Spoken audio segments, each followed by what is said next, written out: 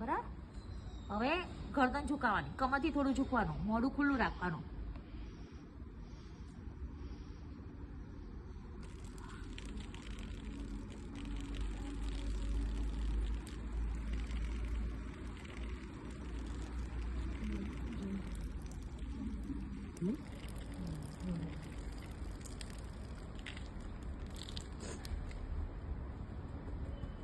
માથા ઉપર ના ચડે, માથા ઉપર ચડે એટલે પાણી આ રીતે કરવાનું. બરાબર.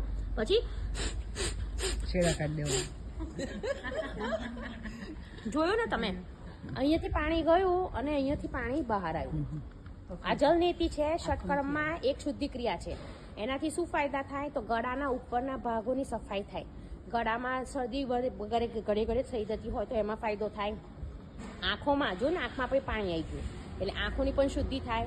જે લોકોને માઇગ્રેન થઈ જાય છે એ લોકો માટે પણ આ બહુ ફાયદાકારક છે. બરાબર ને? આવી જાઓ. જય શ્રી કૃષ્ણ. એટલે હા, હવે બીજી બાજુ કરવાનું. બરાબર. એક નાકે થઈ ગયું.